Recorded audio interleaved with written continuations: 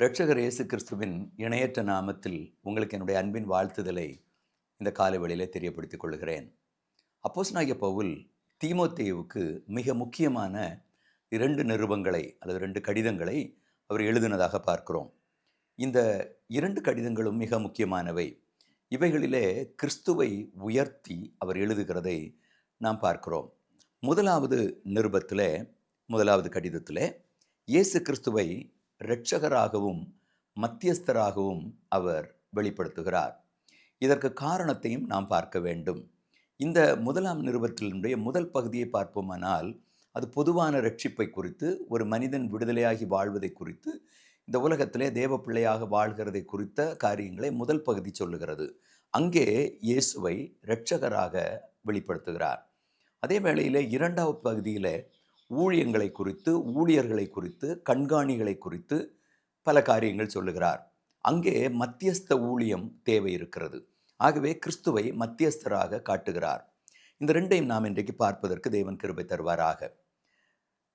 அந்த 1ஆம் அதிகாரம் 15ஆம் வசனத்திலே இயேசுவை இரட்சகராக அவர் காண்பிக்கிறார்.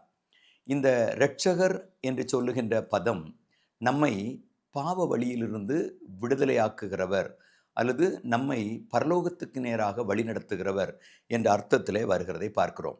இந்த இயேசு கிறிஸ்து இரட்சகராக வெளிப்பட்டதினாலே நம்முடைய வாழ்க்கையிலே ஒரு விடுதலை நமக்கு உண்டாகி இருக்கிறது. அவன் நம்மை ரட்சிக்கிறார்.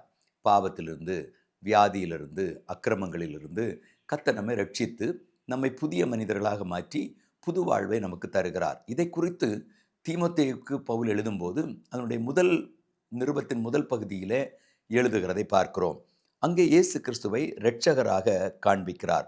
1ஆம் அதிகாரம் 15ஆம் வசனத்தை வாசிக்கும் போது, பாவிகளை ரட்சிக்க கிறிஸ்து இயேசு உலகத்தில் வந்தார் என்கிற வார்த்தை உண்மையும் எல்லா அங்கீகரிப்புக்கும் பாத்திரமானது என்று சொல்கிறார். அப்போ ஆண்டவராய் இயேசு கிறிஸ்து பாவிகளை ரட்சிக்கிற இரட்சகராக இந்த உலகத்திலே வந்தார் என்பது எல்லா அங்கீகரிப்புக்கும் பாத்திரமானது என்று சொல்லும்போது, இயேசுவை இந்த உலகம் அங்கீகரிக்கும் போது, ஏற்றுக்கொள்ளும் போது அவருடைய இரட்சகர் என்கின்ற ஆசீர்வாதம் நம்முடைய வாழ்க்கையிலே வெளிப்படுகிறதை பார்க்கிறோம். இரண்டாவதாக 2ஆம் அதிகாரம் 5ஆம் வசனத்திலே அவர் மத்தியஸ்தர் என்று சொல்லப்பட்டிருக்கிறது. மத்தியஸ்தர் என்றால் 2 பேருக்கு இடையிலே நிற்கிறவர். மனிதனுக்கும் தேவனுக்கும் நடுவிலே மத்தியஸ்தர் அல்லது 2 பேருக்கும் நடுவிலே இருக்கின்ற எல்லா விதமான பிரிவினைகளையும் ஒன்றாக்குவதற்கு, பரிந்து பேசுவதற்கு இடையிலே நிற்கிறவர் என்பதை அது காட்டுகிறது. ஆண்டவராய் இயேசு கிறிஸ்து இந்த உலகத்தில் எப்படி நமக்காக மத்தியஸ்தராக வெளிப்பட்டாரோ, அதே போல நம்மையும், ஊழியத்திற்கென்று அழைக்கப்பட்டிருக்கிற நம்மையும், ஊழியத்திலே தலைவர்களாய் ஏற்படுத்தப்பட்டிருக்கிற நம்மையும் நாம் மத்தியஸ்தர்களாக இருக்க வேண்டும் என்று கர்த்தர் விரும்புகிறார். யாருக்கு மத்தியஸ்தர்கள்? நாம் மக்களுக்கும் மக்களுக்கும் நடுவிலே மத்தியஸ்தர்கள், சபை மக்களுக்குள்ளே மத்தியஸ்தர்களாக இருக்க வேண்டும். அதே வேளையிலே சபை மக்களுக்கும் தேவனுக்கும் நடுவிலே நாம் மத்தியஸ்தர்களாக நிற்க வேண்டும். ஆகவேதான் திறப்பிலே நிற்கவும் சுவரை அடைக்கவும் தக்கதாக ஒரு மனிதனை தேடினேன் என்று எசேக்கியேல் தீர்க்கதரிசியின் புஸ்தகம் 22ஆம் அதிகாரத்திலே சொல்லப்பட்டிருக்கிற வார்த்தையை பார்க்கிறோம். நாம் திறப்பிலே நிற்பதென்றாலே மத்தியஸ்தர்களாக இருப்பது. அந்த திறப்பிலே அநேக மக்கள் அழிகிற நேரங்களிலே அவர்களுக்காக தேவனுக்கும் மனிதனுக்கும் நடுவிலே மத்தியஸ்தர்களாக இருக்க வேண்டும் என்பதை இயேசு தன்னுடைய வாழ்க்கையிலே மத்தியஸ்தராக இருந்து நமக்கு கற்றுக் கொடுத்திருக்கிறார். ஆகவே 2 பகுதிகளை இந்த புத்தகம் நமக்கு சொல்லுகிறது. இயேசு இரட்சகர், இரண்டாவது அவர் மத்தியஸ்தர். உலகத்தில் உள்ள எல்லா மக்களுக்கும் அவர் இரட்சகராக வெளிப்பட்டார். எல்லா ஜனத்துக்கும் மிகுந்த சந்தோஷத்தை உண்டாக்கும் நற்செய்தியை உங்களுக்கு அறிவிக்கிறேன். இன்று கர்த்தராகிய இயேசு கிறிஸ்து என்ற இரட்சகர் உங்களுக்காக தாவீதின் ஊரிலே பிறந்திருக்கிறார் என்று தூதர்கள் இயேசுவை குறித்து சொன்னார்கள். அந்த இரட்சகரை தீமோத்தேயுவுக்கு பவுல் எடுத்து காட்டுகிறார். இரட்சகராக இயேசுவை நீ அறிவிக்க வேண்டும், அப்பொழுது ஜனங்கள் ரட்சிக்கப்படுவார்கள்.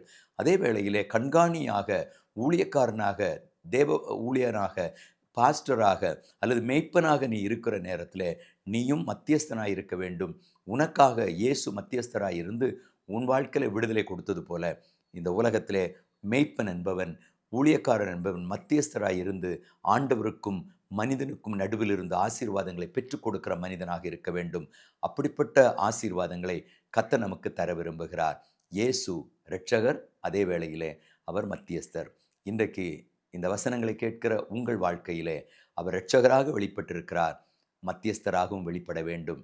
அவர் மத்தியஸ்தராக இருப்பது போல நாமும் ஜனங்களுக்காக திறப்பின் வாசலில் நிற்கிற மக்களாக மாற வேண்டும்.